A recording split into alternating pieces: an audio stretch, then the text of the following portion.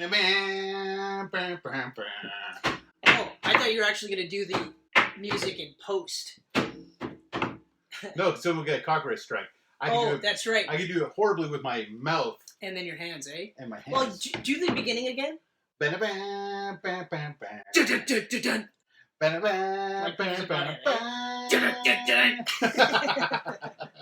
Terminator up next.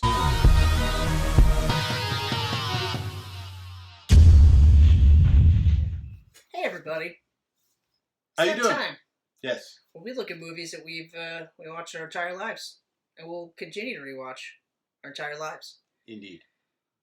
I don't anticipate a lot of hits on this one. No? It's fucking old, son. The Terminator. It's fucking old. 1984. We're still older. Yeah, by 2 whole years. What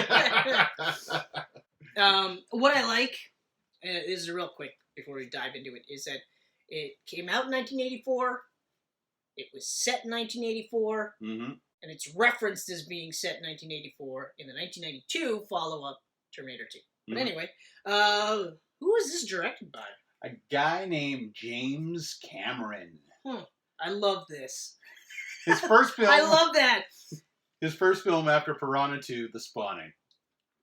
That's right. I can't get over the fact that somebody watched Piranha 2, the respawning, or it's the spawning, and they went, yeah, let's give this guy a fucking shit ton of money. Well, you know what? Gail Ann Hurd was a producer. She's the co-writer on this movie and was his ex-wife for years. Okay. She came on as producer. Okay. He gave her the rights. To Terminator. Yeah. But she could only get a studio involved if they agreed to him directing. Oh. So she said no to a lot of studios until she found one that said, sure, we'll give this guy a shot. That would explain why it had like a weird studio that I'd never even heard before. Yeah, Carlico or something. Something like that. They're not around anymore, or something. It was. I remember I was just like, oh, weird. Yeah. Like really weird. But then again, I mean, this is also his second movie ever, right? So this is actually also interesting for me too because I watched the Terminator 2 first, obviously. Me too. Yeah. And it was a couple of years. It was a good couple of years after Terminator 2 that I had watched the first one. Because Terminator 2, even though it was restricted, it was like this crazy phenomenon.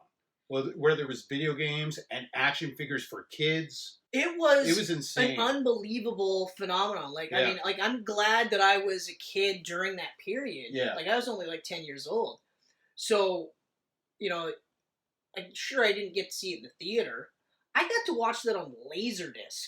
Okay? That's amazing. Yeah. I think I was, VHS. Yeah. I've only the one time, because at the time, this kid that I knew, his dad had Laserdisc. He was like the, I think, third person in town. Yeah. I think he might have been only the second of 2 people. Because I remember Hill City Comics sold Laserdisc. They were big.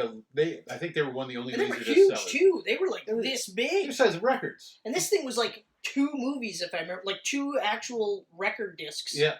For this thing to play. Now, first time I watched it was on VHS. Just so we're clear. Yeah. I watched it on VHS, and that one, and then I watched it on the Laserdisc.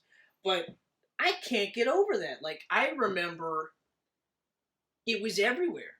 It was nuts that it was everywhere because it's a rated R movie.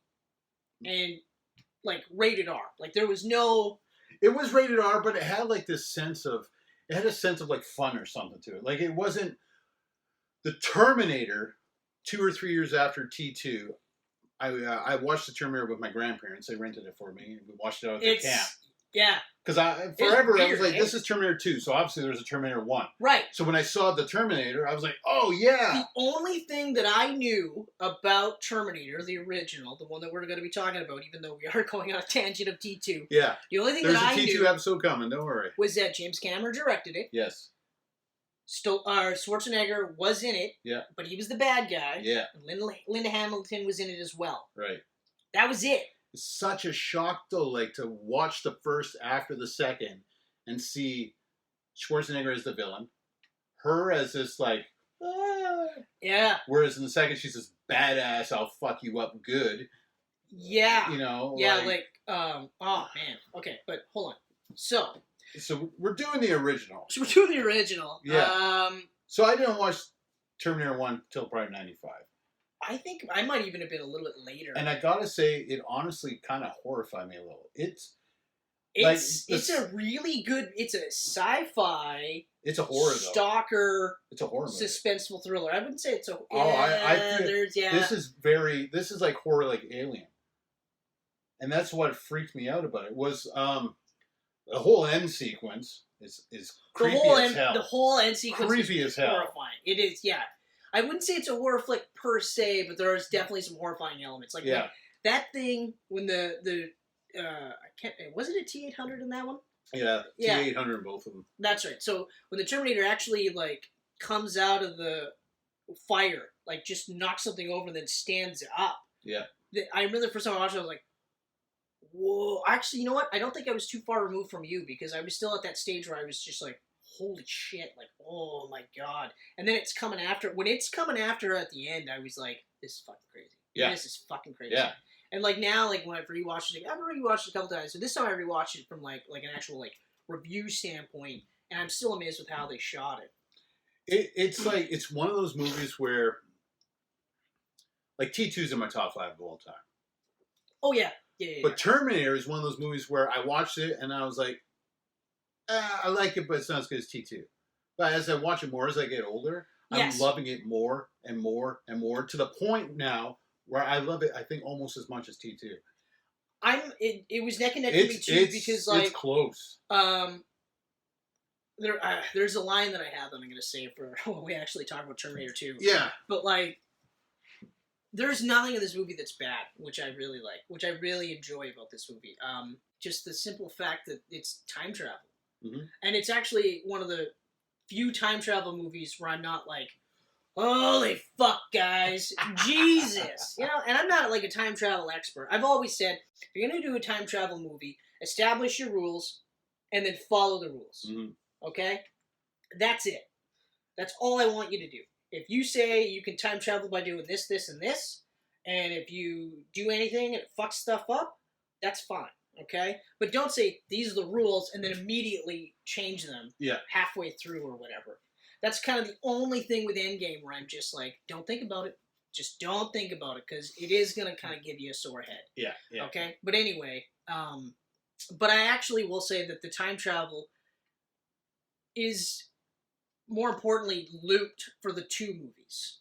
It's really well done in the first one, but viewing them both back to back and looking them as, say, one giant movie is a way better way of thinking about it, because then it's just a closed loop, right? It's a closed loop of time travel, and everything that happened after that happens like it would, right? But anyway, I love. I'm trying to figure out. I was trying to think, how would I start this? But even just right at the beginning, where we get introduced to all the prime characters, but the fucking opening sequence. Well, the opening sequence we're in the future. That's what I mean. The opening sequence in the future. Wicked stop motion. Absolutely incredible stop motion. They went CGI and stuff with the sequel, but they have the ground littered with skulls. Yeah. They have the humans. You get that tank crushing the skulls. Oh God. You get that amazing score by Brad Fiedel, who kind of disappeared off the face of the planet. Now he's a surfer now, apparently. Good for him. Because I was like, good for him. I was looking at this today. I was like, Brad Fiedel. Okay, he did both of these. He did True Lies. What the hell happened to this guy? Yeah. Oh, he surfs. I didn't like the way the movie industry was going. Didn't like how I did my music anymore. So I'm a surfer now. Good for him. Cool. He probably made a pretty penny though. Cool. I'm not saying he made millions. Oh, I'm sure he's got some kind of royalty with the music. I mean, because honestly, this is one of the best, most iconic theme songs out of any movie. The whole soundtrack, though, but I guess part of it because it's in the 80s too. It's very. You know what I mean? So I'm literally there's parts of this where it's like. Yeah. The whole Kyle Reese when he's getting chased by the cops at the department store, the music going off in that scene. Oh man. But even just like I said, when you start the movie, and they give you that blurb about mankind and Skynet and stuff like that, and you're like, okay, all right, and then they immediately show you the future. Yeah, you're like, oh, fuck. Wow. You've got your what the hell were they? Hunter killers flying around. Yeah, something. Yeah. I don't think they're hunter killers flying around. But anyway. I don't think they really even had a name until later in the series. Yeah, I think so after too. the sequel. Yeah, but anyway, so they're flying around, and they look really cool, and they're just, like, firing off weapons, and it's really, like, ground level, like, fucked up shit, right? Yeah. And then, and then, like, you get that whole sequence there, and even that shot of John Connor with the scar on his face. Yep. I was like... I forgot about that. I forgot about that, too. I was like, oh my god, so another actor actually played John Connor at the beginning. Which is cool. Yeah, I forgot about that, and then I think we scene cut to, if I remember correctly, because I just watched this the other night, Sarah Connor. So we get introduced to Sarah Connor.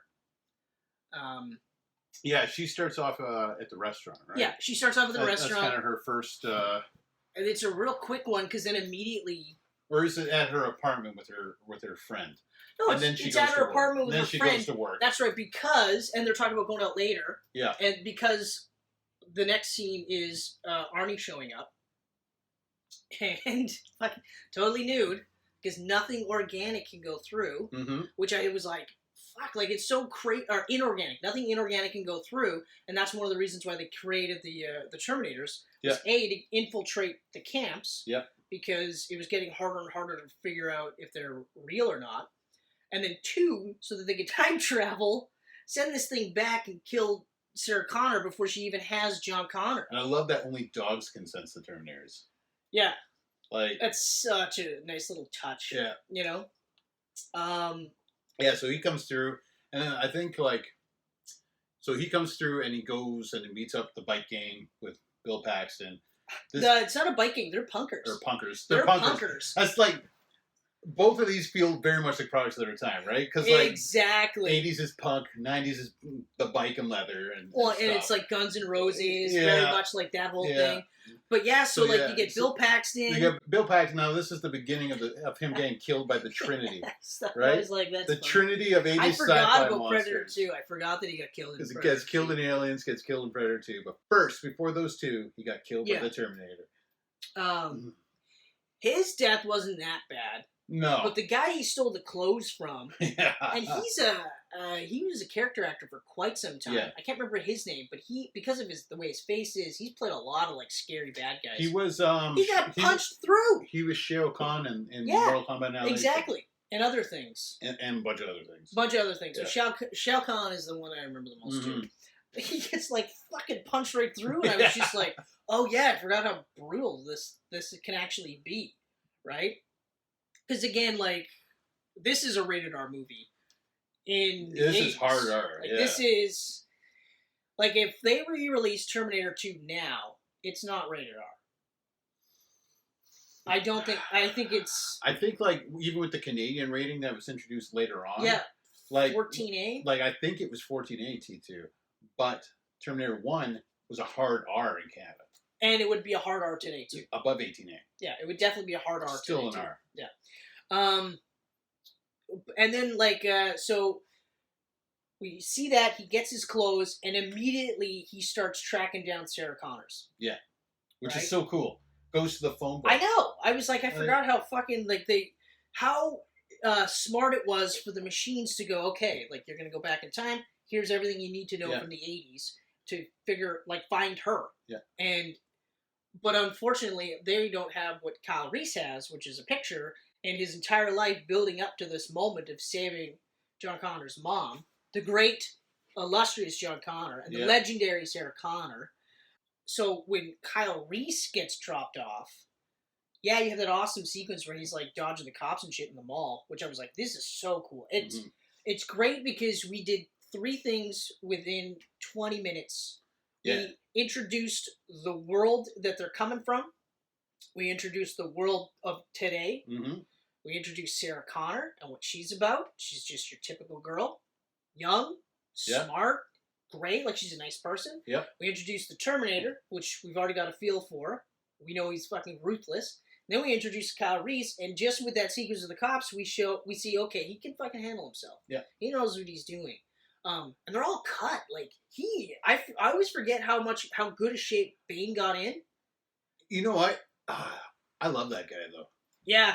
Yeah, me too. Like, watching this, like, I was lucky enough. Remember, I told you I watched Aliens double feature last year? Yeah. I also watched the Terminator T2 feature last year at the theater. Oh, fuck you. Yeah, so I was lucky enough. I was lucky enough to get to see a lot of my favorites on the big screen. But these are ones that I'm definitely watching in the theater for sure. If they re-released, yeah, in a heartbeat. Yeah. What the hell was I going to say now? Oh, yeah, so, like, within 20 minutes, the stage has been set, the main players have been set, and then it's just go. Let's go. You know? The pace is quick. It's very quick. But it's not like... It's not rushed. You're not overwhelmed by it. Exactly. There are times where they allows things to breathe so that they can build up the suspense. Yeah. There was only a couple of times where I was just like... You can almost see that they're kind of finding their footing. Like, what I mean in terms of how they treat the Terminator's power level, right? Because this is supposed to be a cybernetic advanced killing machine, right? Mm-hmm. So that scene where he's essentially tossing the boyfriend around at Sarah Connor's actual apartment was one of those where I was like, he wouldn't really be doing that. You know, he would literally just be like, snap. You know what I mean? Or like torso off. Or like at the beginning when he punched right through the guy. Yeah. It'd be these things. It wouldn't be this dragged out thing. I just feel like it was one of those... Or even because the guy punches him. And at no point does the guy go, what the fuck? Right? Mm-hmm. So it was those just little bit of missteps. Other than that, I was still just like, fuck, man. Like... It's so great. Like, and horrible timing too for Sarah. Because he thought he killed Sarah Connor when he killed her roommate. Like, he was done. And then she calls and leaves a message on the answer machine. Yeah, no kidding. Hey, it's But Sarah. Also, it's still really cool, though. Like, first of all, I felt bad that she... Most of the people that died, I was just like, jeez. Yeah. Well, the one chick, like, right at the beginning, he goes to her house, he goes, are you Sarah Connor? Yeah. She's like, yeah. And then you're like, oh, fuck. This is older woman just whoosh. You're like, oh, shit. And then, like, and that starts sparking it, too, because then it's like Sarah Connors are getting killed in the area. Yeah. So now Sarah Connor's freaking out. Yeah.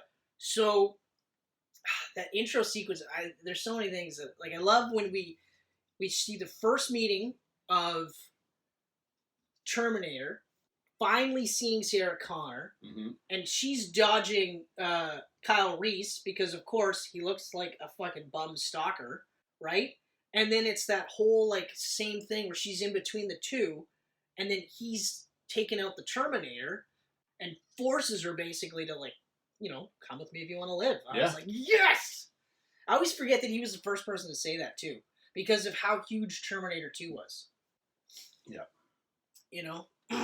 But it's so cool. I love that Kyle's, like, you think he's just following John's orders, but really, he loves this woman. Yeah, that scene. The stories, the picture. Everything. Like, everything that he's heard, he's fallen in love with her before he even knew her. Yeah. And he says that. And I like that he's, like, a tough guy. Yeah. Like, he's a soldier, but he's still, like, I loved you before I even met you. Mm-hmm. You know? Like, everything I've heard, like, all I've heard was about you and how great you were and how you raised John and all this stuff. And, you know, so then... Even though they're not together for a long period of time, when they do hook up, I'm not like... Because I'm one of those guys that's like, really? That quickly? Yeah. Like, even Inspector, I remember being like... It was very quick where it was like, I hate you. You're an assassin. I'll never, ever love you. 2 minutes later, but I'll fuck the shit out of you. That's the thing, like... And then after that, it's like, I love you, James. Modern movies with sex scenes, they just... There's something abrupt about them, right? Whereas in the 80s and beforehand, when you had a sex scene, there was a sense of romanticism about them. Like, watching these two together, suddenly, boom, you're in a love movie. Like, it's a switch. Yeah, and it's really, it's not as jarring thing, too, like I said, where, like, because she's never like, I hate him or anything like that. She's just like, what the fuck is going on? Yeah. And like any normal human being, when he goes, okay, so I'm from the future, that thing's from the future, you go on and you give birth to the greatest guy who helped stem the tide and actually help us beat the machines. She's like, what the fuck? You're fucking crazy. And then, but on top of that, she has to wrestle with the fact that it's like, because he's speaking to her with reverence. He's not just like, like, no, you gotta, he's like, no, like, like almost like she's a god because she gave birth to John Connor, and like said, because he's also wrestling with the love that he has for her. Now he gets to meet her. Now he gets to realize I'm the guy that fathers John Connor. That's fucked up. So this normal woman has to deal with a cyborg from the future Mm-hmm. who wants to kill her before she gives birth to the human messiah, so to speak. Yep. And this guy is John's right-hand man. So her son that she gives birth to sends this guy to save her, keep her alive, and then eventually hooks up with her. Like, this is some fucked up shit. And I like that she actually, like, freaks out. She's like, no, I don't want any part of this. Like, I just want, just leave me the fuck alone. And then finally it's like, you don't have a choice. We have to do this. Yeah. And there's still a level of grounded realism to it, too. Yeah. Like, when they get arrested. Well, that's the thing, yeah. So when they get arrested, he's in this room. They think he's this nutball. The cops are laughing at him. And rightfully so. They think he's absolutely like, this guy's insane. You even get the same doctor in there as that I know. returns in the sequel. But I like that, like, he's saying, like, I know how this sounds, but this is what's gonna happen. She has to live. John Connor has to be born. Like, fuck, like, why would you listen to me? Yeah. But, like, he gets it. He understands completely how it sounds. And even, like, but yeah, you're right, like, all like, check this out, like, watch what he says here, blah, blah, blah, right? And they're all just kind of chuckling and laughing, and, like, what the he says something, and they're all just like, oh, I can't believe you said that, and it's like, you get to see modern-day thespian Lance Henriksen. Yep. Yeah. I love him. Lance He's Henriksen, so good. another guy that has fought the trinity of monsters. Yeah. Yeah, that's right. Aliens that's and right. then Alien vs. Predator. Mm-hmm. It's a shame that he had to be in Aliens vs. Predator to get that credit. Yes, well. But anyway, well, and, well, I even love the fact that, like, so Schwarzenegger's Terminator starts off with his standard, like, haircut that he had. Yep. Then gets into that, like, explosion with the car. His eyebrows are gone. His eyebrows are gone. For the whole movie now. And he's got, like, a buzz cut now. And then that's it. That's for the rest of the movie. That's it. So as the movie progresses, he gets more and more battle damaged. Yeah. Right? And they just keep it. And they keep doing that. One of my favorite scenes, and the special effects don't hold up in this one. It has not aged well. But it's one of my favorite scenes is when his eyes fucked. So he's in front of the mirror. And they scene cut to what clearly is a fucking mannequin. Yeah, it's a robot. And it's just kind of. It took them 6 months to make that puppet. It fucking just literally has to do this, like blink its eyes a bit, and then he like cuts the eye out. Yeah. I was like, even still, I'm like, I'm so glad that they haven't changed that scene. Well, that's the thing too, right? Because that, that's part of the movie. Like Adrian watched it with me, and she's seen T2 a few times, but first time she watched Terminator with me, she was like, oh, it's so bad. Why don't they change it? And I'm like, because they can't change that it. is part of this movie. Yeah, if they change that, I'd be like, You can't pull a Star Wars and just fucking fix shit that is classic. Yeah, that is part but I'm of also that glad film. that Cameron is probably, he seems like the kind of guy that's like, no, you ain't gonna fucking touch that shit. No. You ain't gonna touch that That's shit. the way it is. Because like even the stop motion shit with the Terminator later on, they could just as easily redo that. They could. But I honestly love the stop motion more than the CGI. I love that, like, that stiff. Well, yeah, because, like, it adds to the more robotic-like nature of these things. Like, the CGI for the T-1000, you had to do that. Oh, yeah. You had to, but even then they had a level of practical effects that were fucking incredible. Yeah. But, yeah, that's, like, one of my favorites, and he just, like, fucking cuts that. Then you get that iconic sunglasses thing when he puts that on. And the light shining through the shade. Because you get that, and that's the box cover of the original movie. Yeah. It's not Sarah Connor and Kyle Reese running from Arnold Schwarzenegger. It's Arnold fucking Schwarzenegger with like a gun. this, kind of off-center, and it's the gun, and you're like, it looks like fuck. a video game cover art. Yeah, it totally does. Like, it totally does. Yeah. Never mind that Michael Bain actually was, for the longest time, the fucking Solid Snake. That's true. Yeah, that's true. Snake's Revenge, the unofficial only American sequel. Yeah, that box art, they based it off of him. Absolutely. Oh man, but when they get out of the cop station too, like sure he does the line. That whole scene's insane though. He's just blowing the cops away. Could you imagine that though? Could you imagine Like having this fucking dude in, like this dude and this chick, and he's like, it's a fucking robot from the future, blah, blah, blah. Like, you can't kill it. Like, it's crazy. And then all of a sudden, no sooner is he saying this shit, and he's like spazzing out now, then this dude shows up and starts hauling off on everybody. Like, some people are trying to fight him, and then others are just trying to run away. Like, that's incredible. The whole sequence is awesome, too. Like, I just love it. He just kind of looks around, scans the whole scenario, and then goes, I'll be back. You know? You're like, it's a great line. Yeah. It's a shame that they bastardized it in the later sequels, but it's fucking great at that point. I'll be back. No. It was I'll be back, but then Schwarzenegger wanted to change it to I will be back because he thought that sounded more manly. And then Cameron, that was the only arguments they ever had was like, listen, I don't tell you how to act. You're not going to tell me how to write. I'll be back, and that's what you're saying. I think the argument for it to be more manly is a stupid one. Schwarzenegger's argument should have been, it would be weird that a robot would use a contraction. Yeah. You know what I mean? Like, I mean, unless he had a grasp of American syntax at that point, which is possible, because obviously the machines are like, they showed him how to fucking look at phone books and go, okay, I'm going to go to these places here, right? But I'm glad that it's with that awesome first-person view where it's like calculating everything. And, and it's funny too because like aside from some of the scenes, like when it's his head, right? Like when it's clearly the fucking puppet head, it's the scanning sequence that is where it ages itself horribly. Yeah. It's like watching Jurassic Park, and you're like, for the most part, this is great, and then they look at a computer, and then you're like, oh. This huge box is like, I can do it all. It's this huge box. It's like DOS system. Even in the system itself, it's like, click, click, click, click, click. Here's the building. Open the building up. Bup, bup, bup, bup, bup. Okay, and here's the defense systems. Bup, bup, bup, bup, bup. You're like, oh my god, this is taking forever. No, this is lightning speed. This is the fastest computer in the world. And you're like, Google.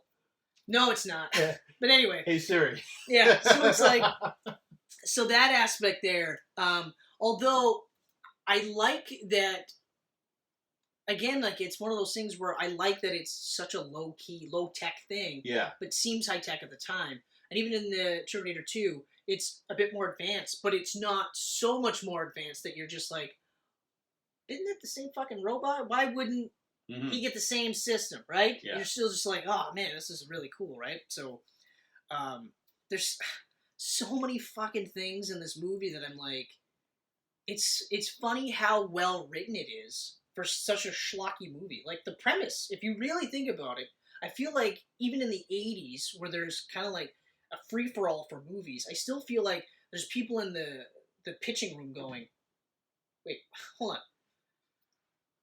Robots took over. There's a human resistance. This John Connor is the one that actually stems the tide because his mom raised him to be a warrior. They figured out time travel, and the robots decided to send a robot back in time to kill Sarah Connor. And then John Connor sends some... What? Yeah. No one's gonna watch this thing. I lost what the fuck you're talking about. And you want Arnold Schwarzenegger? That guy can't even speak English. Remember when we dubbed his voice for Hercules Goes to New York? Yeah, we dubbed it with Lou Ferrigno's voice. What the fuck? Yeah, sure, let's give you millions of dollars. Oh, man. Such a good movie. Such a good movie. Almost went to O.J. Simpson. Yeah, I know. But then they didn't give it to him because they thought he was too nice of a guy. Wow, fooled you. Oh, boy. Yeah, that backfired. That's hilarious. I remember I saw, like, they got to the point where they have shots of him, headshots, similar to the box cover. Yeah. They got to that point with him, and I'm actually, it's really funny. I'm glad that they didn't do this. Not for any other reason, because not that this is like an acting movie for Arnold Schwarzenegger by any means, but he's a way better actor than O.J. Simpson. Oh God, yeah. Like, aside from the Naked Gun movies, I can't picture him in anything else and actually being like, you know what? Yeah, he did really, like, regardless of everything he's done with his life, I just I can't picture anyone else. Like, and I think that's another problem I have, or some of the things I can't kind of. It's kind of catch-22. I understand why they keep casting Arnold Schwarzenegger in a role as a Terminator, and how he's almost now exclusively the good guy for the most part, because like it's that iconic thing, right? Like it's just you hear Terminator and you think Arnold Schwarzenegger. You immediately do. You don't think anyone else at all. You don't even think like if someone says Terminator 3, you don't go, oh yeah, with the Christina Loken. You go, oh, that's the really kind of campy Terminator movie with Arnold Schwarzenegger. And I think there was a chick, Terminator 2, whatever. I don't like that movie. The third? I like the third. I like them all. I love 1 and 2. And Dark Fate was good. I did enjoy Dark Fate. I haven't watched that yet. It's good.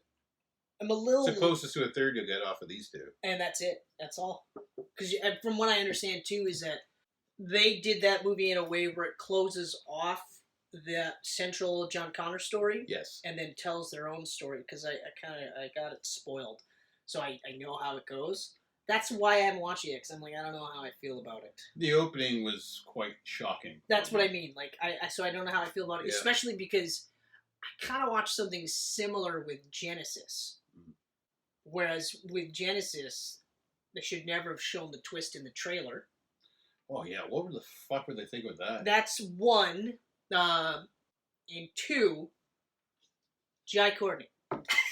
Yeah, Courtney! Because he was coming up on that whole, like, just one movie after another where you're like... Boom! Boom! Could have put anybody in this movie and it would have been the same. You could have put a fucking cardboard box in this role, and it would have performed the same. And no offense to Jai Courtney, because I know the guy can act. I know the guy can act.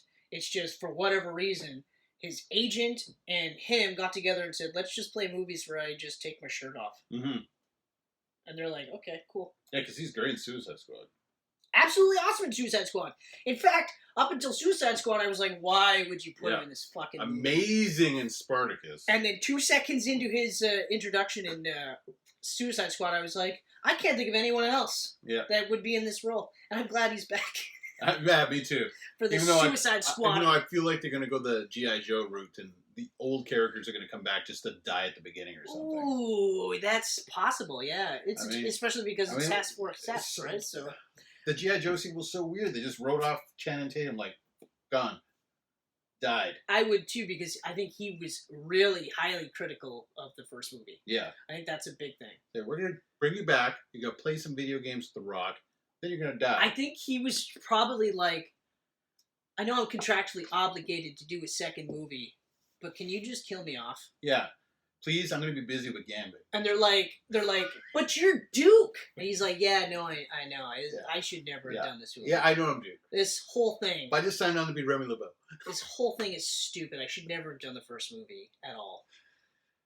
At all. So yes, kill me off in the first one. Bill Murray me, please. Bill Murray me. Yeah.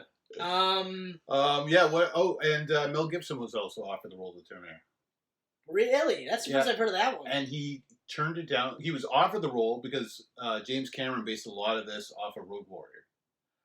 Oh, okay. So he offered it to Mel Gibson. Mel Gibson turned it down for the simple fact that he thought he wouldn't be right for the part. And then he said he went and watched it at the theater and saw Schwarzenegger, and he was so happy he turned it down because Arnold killed it. You know what? I love it when actors do stuff like that, or like when they're humble about it. Like when, like Will Smith. I love anytime they bring up The Matrix, where Will's just like, I turned it down, and then okay, like it grossed billions of dollars. Sometimes in life, you make bad choices. I mean, all right. Yeah, because he jokes because he's like, I turned it down for Wild Wild West. Yeah, and then he goes, and I fucked up. Like Jet Li's argument was, because he was in line for the only other Asian guy in that movie. Yeah. And he turned it down because he felt like a lesser named actor should have the benefit of that role, which I thought that's a good way of putting it. Because it's not like Jet Li ever had to worry about movies. No. You know? And because that other guy started it, he went places. No, he didn't. I don't think I've seen him in anything else since. Yeah. But the point being, like, at least I like it when they go, like, I made the right... Like Mel Gibson, where he watches and goes, thank God. Yeah. Thank God. Isn't that amazing, though? Mm-hmm. Like, I like that. I really dig that. Yeah. It also helps that I've always been a huge fan of Mel Gibson. Even though he's kind of a fucked up dude in real life. Yeah. Yeah. But... A lot of them are. Then a lot of people like us are fucked up in real life, too. Yeah. They're just in the spotlight and you see it. But, I don't know. One of my favorite stories about Mel Gibson, though, is like when it first started to turn. Yeah. And he got pulled over for drunk driving. Yeah, and then went off on that rant. And the cop is literally like, oh my God, you're Mel Gibson. Yeah. Holy shit. Like, can I get an autograph? And he's like, fucking Jews taking over the world. And cop's just like, yeah, okay, cool. You're right, the Jews. Autograph? Can I still get that autograph? The fucking taking over the whole world, the goddamn fucking Jews. And he's just like, okay, man, look, I've signed off on this autograph here, but let's just get you home. And between you and me, this never fucking happened. And that's how it was going to be till the next morning when he woke up and was like, calls his agent and goes, yeah, this is what I did. They send out a fucking apology, and then the cop has to go, oh, yeah, I pulled over Mel Gibson last night. He was fucking loaded. I didn't put that in the report because it was... Because I like Mel, and I was hoping for that autograph. It was Mel Gibson, and I wanted his autograph. Now his career's over. And I got fired. Yeah, I'm fired, but like that's still one of my favorites, just because... Could you imagine that? Like, you pull over your hero, and he's just, like, spewing obscenities, and you're like, okay, like... It's like, ooh. Look, get in the fucking back of the car, okay? My partner here will drive your car home. Yeah. We won't fucking say a word. We won't say a fucking word. Stop with the Jews, okay? It's distracting. And he just calls the next day, like, I just want to say sorry to the police officers... the LAPD, and of course the Jews. I want to say sorry to the Jews, and they're like, "Wait, what about the Jews?" Oh yeah, no, I hate them. I absolutely hate them. Oh, Mel. Yeah. Watch Dread Across Concrete. His new movie with Vince Vaughn. So good. It's got modern day thespian Vince Vaughn. So good. Vincent K. Vaughn. Vincent K. Vaughn, but it's directed by this guy named Craig Zeeler, who very much reminds me of a new Tarantino.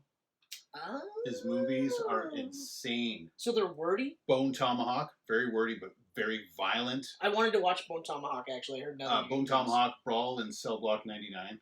I don't know if I'll watch that one. Really? I know it's good. Fuck, I've heard it's so good. So good. And in fact, I've heard that that's the movie that reminded people that Vince Vaughn could act. Mm-hmm. Which I was like, yeah, I know. I knew he could act because I watched The Cell. Yeah. Oh yeah, nobody talks about The Cell. Yeah. That was a crazy good movie. He did movie. movies before Old School. Yeah. Yeah. No. Before Swingers. Swingers. Yeah, but he was kind of still, even Swingers. No, Swingers was before The Cell. Swingers was like 94 or something. That was one of his first movies. But then he started doing drama. Anyways, this is a Vince Vaughn episode. Yeah. It's a Terminator episode. That's right. So, so basically what happens is after the cops station, there's enough of a lead where now Kyle Reese and Sarah Connor officially is in. She gets it. She's like, okay, fuck, like, we have to go. We have to get as far away from it as possible. Mm-hmm. And then they eventually, like, I love the scene where they're in the friggin' underpass. Yes. You know? Yeah. And he's telling her about his life and saying, hey, this is what I grew up in, right? So you get to see him going through a mission, losing some people, then gets back, and he's fucking exhausted. He's sitting down, and one of the Terminators manages to get in, and the dogs are going nuts, and then just rips apart everything, right? And then she wakes up, and she's like, I dreamt it, you know, and I was just like, man, that's a really cool scene, because I forgot how many flashbacks that they had, or flash forwards, I guess you could say. Yes. Yeah. I forgot how many they had of those, and then, so like I said, so once it gets to the point where they're in the actual hotel room, and she hooks up with him, you're not like, of course. You're just like, okay, like, it makes sense, right? It is funny, though, that the one time that they hook up, boom, she's pregnant. Because I've been trying. It's not as easy. I mean, it happens. Look at my sister and Rocky. Oh, that's true. That's true. Like literally the wedding weekend. Hey, well, sometimes you shoot and you get score. You get the target. You can say that. You can say a sports reference, Kenneth. It's okay. Yeah. Some of the Geek Pantsers actually do watch sports, right? I'm sure they do. But anyway, so you get that sequence, but I also like how you get him like fucking fortifying, like he's making all these like bombs and stuff. Yeah, that's pretty sweet. Like, and it's low grade tech. And again, I'm just like, it's crazy that they're like, okay, like John Connor is like, okay, you're going back to the 80s. Here's some of the shit you need to know. You need to know how to do all of this stuff, but you need to do it with that kind of materials because you're not going to have, parts of neo-titanium alloy. But while he's out getting that stuff, Sarah calls her mom. That part! And you're talking to mom, and then it's Schwarzenegger with the mom voice. I know, I was like, oh shit. He killed mom. But I also like as she hangs up, she's kind of like, wait a minute, like she just feels weird about it at the end of that conversation. And I'm like, yeah, that's awesome that she would think that. And then it all builds up to one of my favorite scenes in the whole movie is he's in the fucking gas truck chasing after them. Yeah. And Kyle Reese is trying and failing like constantly to hit him with this bomb, and then finally like, oh no, the car accident happens. He ends up getting out. That's right. And then finally, like, explodes everything. And then you have that one kind of moment of, like, okay. And then he just fucking gets out, and you see it in all its Terminator glory. And you're like, oh, God, holy shit. Like, it's one thing when you know it's a cybernetic life form, but it looks like Arnold Schwarzenegger. It still looks like a human being. Yeah. The second that's all gone is where you're like, oh, fuck, they're dead. Like, they're really dead. Even though he's got a limp, which I also really liked. They had that limp happening. I thought, oh, that's a nice touch. But still, I was like, holy shit. Yeah. And then, of course, you find out that Kyle is wounded. He's mortally wounded. So it's like that 1-2 punch where you're like, holy shit. And then, like, he's out. Like, he's definitely out. And then she's like, on your feet, soldier. And he's like, okay, all right, let's do this. And then they have that, like, last little ditch hurrah. And then he's done. That was sad. I was like... It's still sad when I watch it. I knew it happened. And every time I watch it since, I know it happens, and I'm always just and he knew it was going to happen. That's the thing. Like, and that's the other part, too. Like could you imagine He knew that he was going to be John's father, and he knew that he wasn't going to live. Exactly. Like, it was a suicide mission. He was going to go back, meet the woman he loved. Regardless. No, he knew that regardless, because he knew there was no going back. Yeah. You don't go back to the future. You don't go back. He knew that part. But he knew that he would go back and die. Did he? I think he did. I don't know. No? Although, to be fair, he must have. On some level, he must have. Yeah. Because, well, I mean, John really doesn't talk about his dad much. No. He doesn't really say, no, it was great. We played catch. So you don't know this, but all the stuff that I learned was from you in the future. Yeah. So, kudos. Hey, high five for banging my mom. No, you're right. He knew. I think he knew. I know, but I mean, so yeah, he dies. It really gives it a bittersweet sort of end. Yeah. Because he spends his whole life, or a large chunk of his life, learning about Sarah Connor, falling in love with Sarah Connor, realizing that and then getting to a point where now his mission is to go back in time to save Sarah Connor, father John Connor. But he failed the mission because he died before she was safe. Yes. I don't know why you had to say that, though. He failed the mission. I think you're just being a dick right now. Kyle Reese. Come on, man. Are you fucking kidding? Don't do this, man. Like, I'm actually a little bit... You're trolling me hard, and it's working. Because... He went back, bonked the woman he loved, and then fucked up the mission. No. He did everything he could to make sure that she would survive. Right. He instilled in her the drive to want to survive, to save humanity. True. So, God damn it, Kenneth, if you ever say that again, I will backhand you. Because in the sequel, she's seen weird fucking shit, and he's in them, and she's a badass now, so... Yeah. Because of him. Exactly. Though he died before she was safe. But she does save herself, and it's such a creepy, insane ending. I hate you right now. I really hate you right now. I'm actually a little bit pissed at you right now because you pulled that shit. Yes, I love the fact that they switch off and she saves herself. Yeah. That's actually, like, getting to that point is one of my favorite parts of the whole... It's actually my favorite part of the whole movie because up until this point, she's been the damsel in distress. She is still very much a damsel. Nothing has changed. It's not like she did a couple push-ups and now she's like punching the Terminator in the face. But now she's thinking of it in terms of, no. I have to survive. Yeah. I have to live. And this thing has to stop. And so they do that cat and mouse thing where she drags that thing. It follows her. That torso. That torso just crawling behind her. Just crawling behind her. Grabbing her legs a few times. A couple of times. And you're just like, holy fuck. And then, like, finally gets to a point where she can just... what does she say? Oh, you're terminated. Yeah. She gets to say the fucking cool line at the end of the movie. You're terminated. Boop. And it crushes and destroys it. You see the light go out in its eye. And you're like, oh my god, that's awesome. And then you have this sweet voiceover where she's saying, like... Yeah, and then you get to see her in that Jeep with the dog. And they take the picture. Yep. Yep. Oh, man. So good. Love it. So good. I love it. The only thing I would have done to change, because this is me, like, it's a perfect movie to me, but I still would have, so Kyle died, right? Oh, God. So I would have had the Terminator going for Kyle, and then she distracting the Terminator and saving him, and then he still dies, but after she's killed the Terminator. So he kind of, like, dies in her arms type of thing. I'm happy the way they did it. I'm still happy with the way they did it. I mean, I was 2 at the time. What the fuck do I know? Nothing. You also don't know anything right now. Straight up nothing. You're a fucking asshole. Yeah, I actually still hate you right now. Although I will say you got a little bit cooler because I'm reading this last point here. I love that one though. I'm gonna let you read it because you found this. But this is hilarious. I like looking at trivia when we're about to do our episodes. It's fun. So the Terminator in Poland during its release was called the Electric Murderer.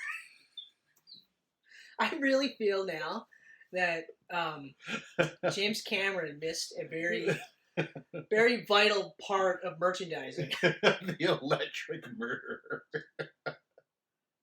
It's great. It's so great. If I had never seen the Terminator before, and you were like, you gotta watch this movie, it's called The Electric Murderer, I would be like, I will watch it because immediately I'm like, I'm very intrigued. Yes. Is he murdering electricity? Is he murdering people with electricity? Is he electrified? And like, there's so many questions. But then if I go, hold on a second, they say Terminator like 20 times in this movie. Why wouldn't they just call him the Terminator? Fuck it. The Electric Murderer. That's good. That is good. Yeah. Some of those translations are really funny sometimes. I don't even think that's a translation. I think they just kind of went... They just tried to figure out a way for Polish people to understand. Yes. Terminator. What does that mean? Oh, he's an electric murderer. Or maybe it's because at the time period, because Poland was probably still very much reeling from the after effects of World War II, Terminator was probably a dicey word. Yeah, that's true. You know, because that's probably still right up there with, like, dictator. So I'm sure murderer isn't better. Yeah, but a Terminator versus a dictator, like, those are two, like... Yeah. Like, this is, like, large scale, whereas a murderer, like, you could kill 2 people and still be a murderer. Right. You can kill 1 person and be a murderer. Mm-hmm. Right? Yeah. It's still bad you killed that 1 person. Why not just call it the murderer, then? Why has it got to be the electric murderer?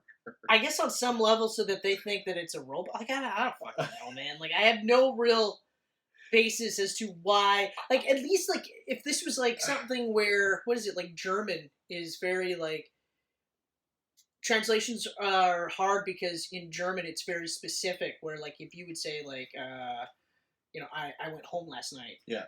And I think the phrase would be something like, I, Chris Mercier, went to my house last night before the morning, or something. It's like a very, like, long, dragged out thing where, like, in English, like I said, it'd be like 4 words would be 12 words for them, or something like that effect. But I can't really confirm this because I don't know German. So, but I'm pretty sure they're pretty particular. I'm sure we got one of our Geek Pantsers out there that speaks German or knows some German.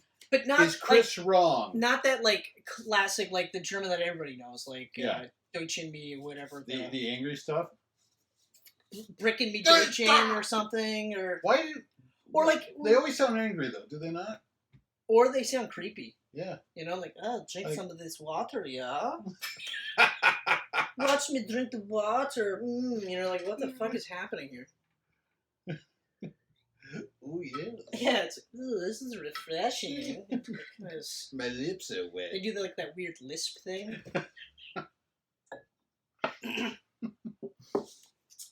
Yeah. So anyway, are you done with the Terminator? I'm done with the electric. Are we murder. good? Are we good? No, we're not. We're not good. We're not good. You can't besmirch Kyle Reese like that, and then expect me to be like, yeah, we're cool. We're cool. No, fuck that. I mean, at least he's got the same last name as Peanut Butter Cups. That's cool. That's cool. Unfortunately, ladies and gentlemen, unfortunately, Oh, I'm mind fucking you hard right now. you can see this All the time! on Here! YouTube. You can see us on Are you- Twitter, Facebook. I hate you so much. Instagram. Instagram. Lots of love. You can hear us in SoundCloud, Apple and Google Podcasts. Yep. Yeah, you're really putting some energy I into this hate conclusion. you so much right You're now. just nailing it home. So just keep watching, and thanks again. And catch us for the T2 extravaganza, which will be coming up about a week after this one. Yeah, it's really good. It's a lot better than this ending. I can tell you that right now. Because Kyle Reese isn't there to die. Fuck you. I hate you so much right now. Fuck you. Bye.